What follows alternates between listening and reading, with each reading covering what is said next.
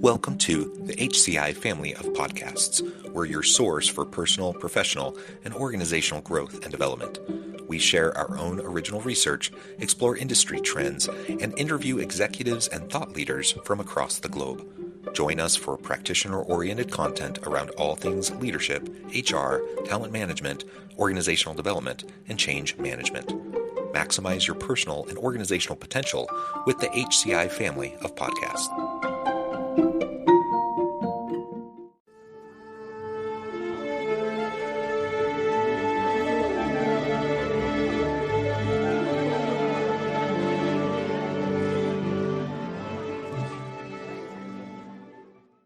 Jack Wiley, welcome to the conversation today. Thank you. It's great to be with you, Jonathan. Appreciate it very much. It is a pleasure. Thank you. It's a pleasure to be with you too. You're joining us from the Midwest. I'm south of Salt Lake City in Utah. And today we're going to be talking about your recent book, The Employee-Centric Manager, 8 Keys to People Management Effectiveness. I think this is a super important topic, always timely, and especially as we get into the new year and we're thinking about New Year's resolutions and we're thinking about how to just do things a little bit better than perhaps how we did it last year. I think people management and how we focus on the needs of our employees is one of those great focuses that we can have as we really embark on this next calendar year. As we get started, I wanted to share Jack's bio with everyone. Dr. Jack Wiley is an award-winning organizational psychologist, researcher, author, and leadership consultant. And as I mentioned, he is the author of many things, but including The Employee-Centric Manager. Now, Jack, is there anything else you would like to highlight by way of your background or personal context before we dive on in? Right. Well, I just might add that I started my career actually working inside of Fortune 500 companies and then eventually went out into a consulting firm environment. Also spent 6 years in academia immediately prior to writing the book. So I came at this work from a variety of different angles. Yeah, I love that. And I strive to be a scholar practitioner. I'm a professor, do consulting work, and I think that's a really rich place to be. It's something I certainly enjoy. I like kind of having a foot in both worlds and having each inform the other. And so I really appreciate that background. I think that will lead to an even richer conversation today. All right, as we dive on in, I always like to ask authors when we're talking about their books, why this book, why now? What really motivated you and prompted you to work on this? Because books are labors of love. They take a lot of time and energy, lots of iteration, lots of refinement. It's not for the faint of heart to try to embark on writing a book. So why this book, why now? Right. I think 2 reasons. One is that, first of all, I had access to a wonderful data set, and we'll talk a little bit about that later. But secondly, there actually isn't a book that exists right now that is data-based and empirical that relies entirely on the voice of the employee. So we have a number of great leadership theories, but none of them have been derived exactly from what employees have stated as their preferences with regard to what they most want from their immediate boss. Yeah, very interesting. And that's a huge important perspective. Like you said, so much research in this area. You're an organizational psychologist. I'm an organizational sociologist. And so we're like close cousins in that regard academically. And so much research out there, yet oftentimes we try to pigeonhole employees and we try to say, okay, this theory says this, you should want this. And so therefore I'm going to provide this. And the reality is our people just aren't a monolith. Like there are so many unique needs and wants and desires, so many different variations and motivations and priorities and what's important to people. And so often, reasonably so, we look at these theories, either psychological or more macro types of organizational theories. And, then we try to do the best we can. So let's actually talk to the people who are experiencing it day in and day out, the living experts of the challenges that they face. That's super important. So I really love that that's the focus where you pull, the insights for your book. Great. And I think that's right. If we stop to think about who are the consumers of the manager's behavior, well, it's their subordinate employees. And so we ought to be taking a look at what their experience is and how they define great management. Yeah, excellent. So tell us a little bit then about the methodology behind this data set. how it was collected, the types of elements and items that were in there, and then we can start to pull it apart and talk about some of the findings and some of uh, the tangible, actionable things that leaders can start to do. Right. So the brief story is that I actually started a program of research back in the mid 1980s where I would ask employees, a representative sample of workers in the United States each year, an open-ended question. What is the most important thing you want from your organization? And we collected qualitative data, analyzed that, and identified the attributes that define what employees most want from their company. Well, that caused me to think, there are a number of things that influence an employee's determination to stay with an organization, produce at the highest level. We ought to ask another question, which is what does an employee most want from their immediate boss, because of the outsized importance of how that relationship affects so many decisions an employee makes, including the decision to stay or leave an organization. So that program of research began about a decade ago. But what happened was I was able to extend the research beyond the United States to include ultimately 26 countries around the world, and we conducted the research in a way that made sure that each population from these 27 different economies, actually including Hong Kong as part of China, but how employees within those economies might differ or answer the question the same. But I was looking for a universal answer, but still, the data were collected in response to a single open-ended question. What is the most important thing you want from the company? What is the most important thing you want from your immediate boss? And what we found, I'll share in just a moment, but we had to actually translate the original answers to those questions into the English language so that we could then conduct a very rigorous qualitative analysis of the data. Yeah, yeah, excellent. And I just want to highlight the second piece as you transition to what the organization can do to what my immediate boss can do, because that really is, when we talk about the lived experience of workers, it's their immediate boss, right? It's their immediate boss, their immediate team that influences largely their experience in the workplace. And I've often said, you can have an amazing organization, amazing organizational culture, amazing executive leadership, great strategy, great vision, mission, all of that, lots of purpose. You can have all of that, but if you're working in a team with a horrible boss, your world sucks. Like, you are in a really bad situation. And the opposite can also be true to an extent. I mean, you can be in a rather toxic organization with a lot of problems, but if your immediate team is great and empowering and supportive, and you have a great boss, they can really shield you from a lot of that. And so your experience can be way better and outperform really what it should for the organization and the issues that it's having.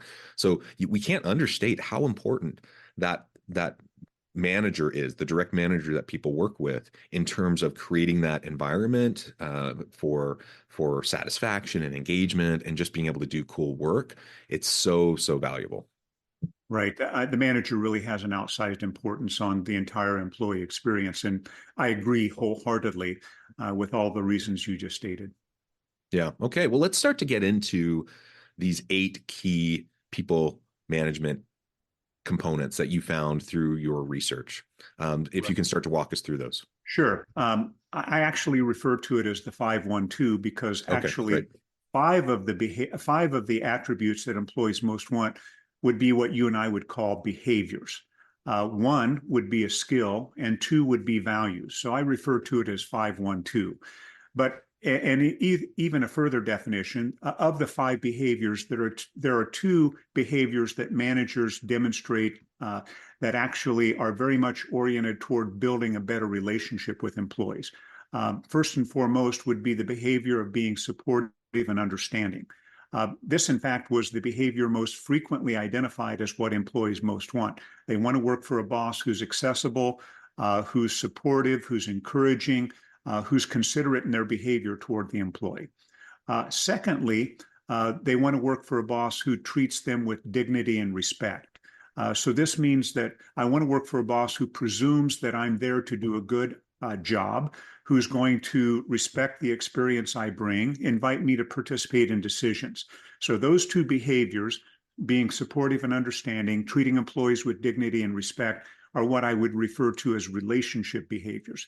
Then there are three more Can I behaviors. pause there for just a second? Sure. Because I really do, I love that. And I often say, good people management and an employee-centric leadership style is not rocket science. Like there's some pretty basic things you can do. And I know all of the things that we're going to be discussing aren't necessarily, brand new ideas. Like they've been discussed and explored, and you're bringing a new lens to it and a new unique research approach to it. But it's not rocket science. And ultimately, what I say is the number one thing, if you want to have a good, healthy team environment, workplace environment, just learn to treat your people with dignity and respect. Like that goes such a long way. You may kind of stink in other managerial and leadership competencies and capabilities. You may be learning and building the plane while you're flying it, and you're going to have missteps and everything, but you treat people well, you support them and treat them with dignity and respect. My goodness, that just creates foundation of trust, and it creates an opportunity for you to do cool stuff. And I think most leaders probably agree. Like I don't think most leaders wake up in the morning thinking, how am I going to exploit my people and not treat them with dignity and respect today? I don't think that's the intention, yet because of just the busyness and the grind and like getting your attention split so many ways, and you end up focusing on different things, it just falls by the wayside so often, and you end up treating people in ways that probably you wouldn't want to be treated, and probably you wouldn't be happy about, if you step back and realize that's how you're treating them, right? So just being able to pause and take the time and really remind yourself and create that environment and culture where everyone's treating each other kindly, treat each other with dignity and respect, the whole person. That goes such a long way. Yeah, you're absolutely right. And that's kind of fundamental, so critical to how employees feel about the quality of their working experience. The three additional behaviors really, I think, deal with performance more so than relationship. But obviously, these are not completely independent. They're very much bleed over into both categories. But those three behaviors are, first of all, communicating clear performance expectations. In other words, defining what success looks like, what represents a job well done. Number two, recognizing performance. By this, we mean psychological recognition in the old way of saying things, pat on the back, attaboy, attagirl, but appreciating the contributions that employees make, saying thank you for their work, and also seeing that they're recognized up the chain of command. And then the third behavior is rewarding performance contributions.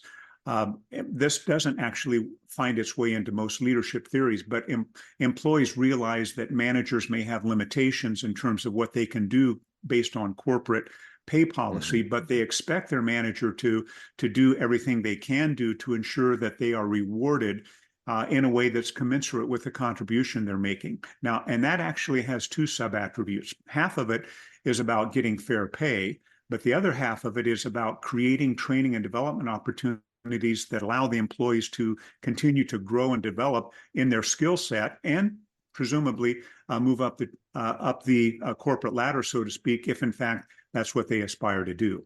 So those are the three performance-related behaviors. Yeah, and I think it fits with the last one a little bit. I was working with an organization, and just yesterday I was in a meeting where they had this kind of cool new shiny initiative like this. Everyone's kind of excited about it. There's energy around it, which is great. And as I'm hearing them pitch it and get some buy into it, I'm thinking this is great. I would be super happy to support this. On the one hand. On the other hand, I'm thinking also from the standpoint of employees that show up each and every day, that put in the work, that are involved in the grind, that are forced to kind of jump through the hoops of policies, practices, and procedures, who've worked for sometimes years to put forward and gain traction and support for similar types of initiatives. It can be really frustrating and demoralizing when something that's very similar to what you've been doing for years gets pitched, and all of a sudden it has all this hoopla around it, and like you're breaking down barriers and you're just allowing this thing to just roll out immediately. I don't think that's the intention of anyone. When that happens, you just see this cool opportunity, you want to chase it, right? But one of the things you need to remember is that the people that show up and have been showing up each and every day doing the hard work of the organization, especially if they've been trying to push the envelope and innovate and push you in ways that maybe as a leader you're not comfortable, and they've been doing that for a long time, to then all of a sudden see kind of this new trendy pet thing get all the attention, it becomes very demoralizing, or at least it can be. So that's not to say don't do new, cool, innovative things. But it is to say, I think one of the jobs of a leader, to your point, pay important, training and development important, but finding ways to break down those barriers, to like listen to your people when they're doing cool stuff, acknowledge it, support them, and clear the pathway for it to happen. That's going to take away a lot of the sting that can come, like I kind of perceived yesterday in this meeting, where, again, not the intention of anyone to have that kind of as an outcome, but it definitely was felt by many in that room. And I know it would probably be felt by many of the people that report to them, who are feeling a little bit frustrated by that situation. Does that make sense? It does. I think another thing that happens, though, in addition to that, is that sometimes managers sort of claim that they can't do more to reward the performance contributions of their employees because their hands are tied. But in fact, research has indicated that under the conditions where employees understand how their pay is determined, they understand what they must do to maximize their pay, and they believe they're working in a reward for performance type of environment, actually ratings of fair pay go all the way up to about 86% agreement. So there are things that managers can do to impact the perception of fair pay, even if they don't have control over pay policy. Yeah, absolutely. So much of it's perception management and just being clear and communicating transparently with your people around the constraints, around the opportunities, and then to just be fair and consistent, right? And how you go about administering, pay increases and bonuses and any of those sorts of things, as well as opportunities for cool development and training and those sorts of things. Wonderful. Absolutely.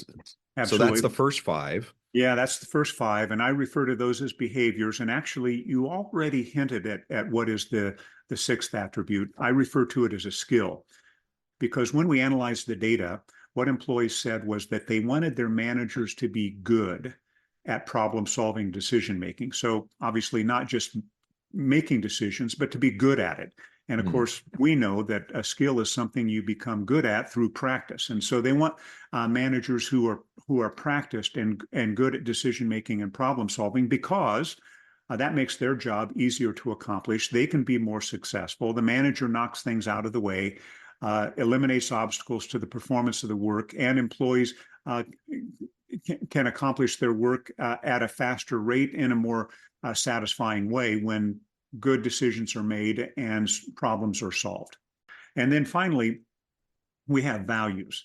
I refer to them as values because they really speak to personal standards of conduct. And these aren't going to be surprising either.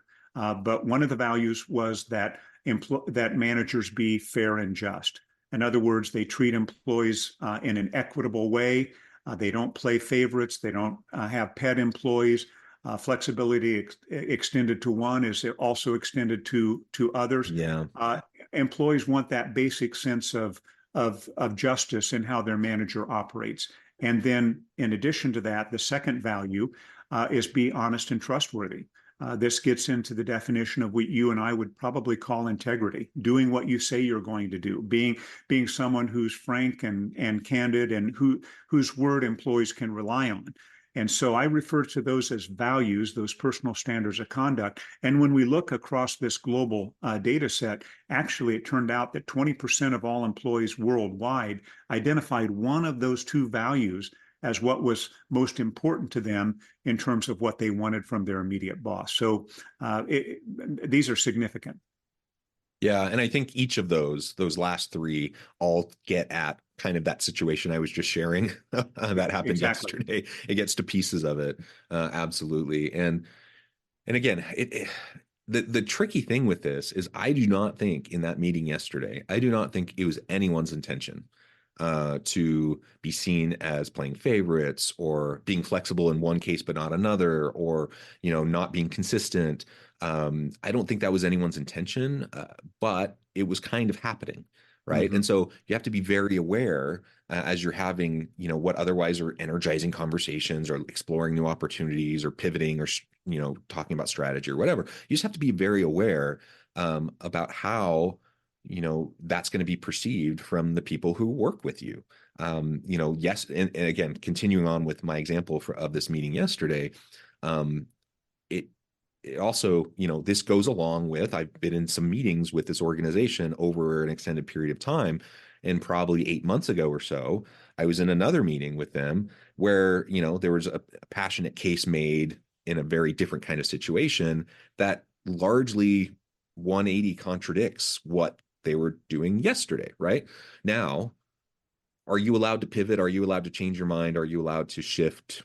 Of course, and so if you decide what we talked about 8 months ago, we're now moving away from that and we're shifting to something else, that's okay. Like, just be clear and transparent about that. But when it's not acknowledged, then what the perception, at least, whether it's the intent or not, the perception is that, you're not being consistent, that you're not, really a person of your word, the integrity comes into question, or at least it can.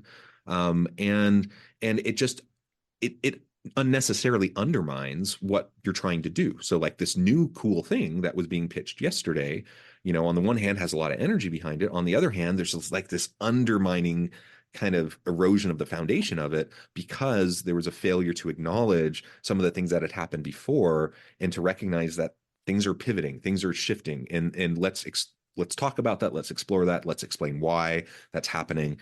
Like, if you can be clear about that and transparent about that, I think most people can accept it. I think most people can understand that, yes, maybe this situation is a little bit different, or we're changing our thinking for this reason or whatever. And I think people can wrap their heads around that.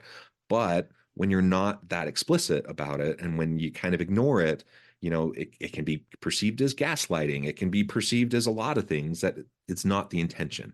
And it only erodes the foundation and undermines what you're trying to do today. So for each of these points that you've been making, I absolutely agree. I think they're so important. And especially when you get into these values, I mentioned it earlier, but I just don't think most leaders want to do wrong by their people. Most leaders are good people that want to treat their people with dignity and respect. They want to be people of integrity. They want to treat people fairly and equitably. They want to do these things, and they don't necessarily realize how their behaviors or what they're saying or how they're communicating sometimes is undermining that very intention that they have. I think that's exactly right. It requires an awareness. And I think, John, one of the most important things is for managers to put themselves in the shoes of the employees. I mean, it goes back to kind of a basic philosophy of do unto others as you would have them do unto you. If you're going to show up in this particular way, think about how this is going to impact others and take into consideration what has been their experience up through this point in time.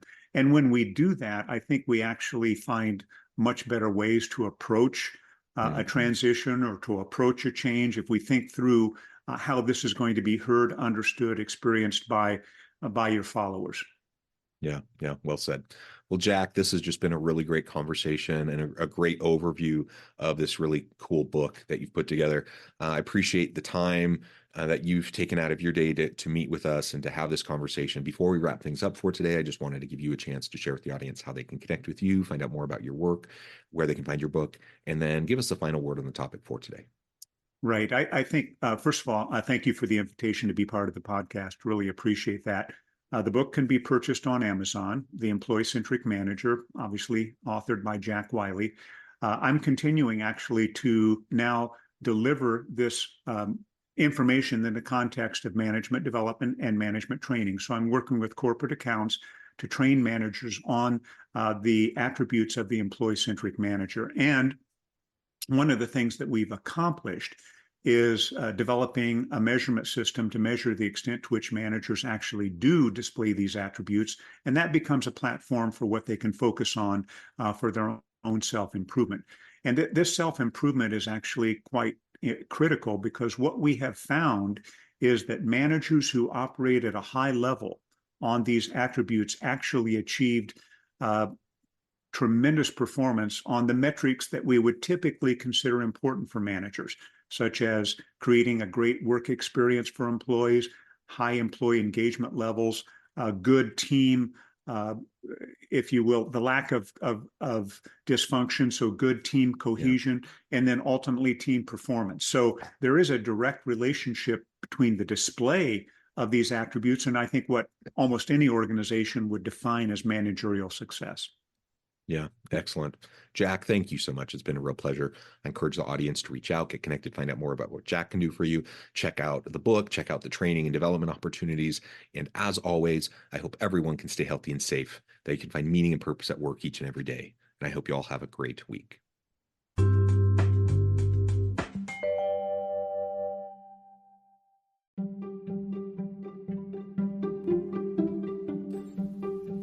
Thanks for joining us for this episode of the podcast. We hope you stay healthy and safe, and please join us again soon.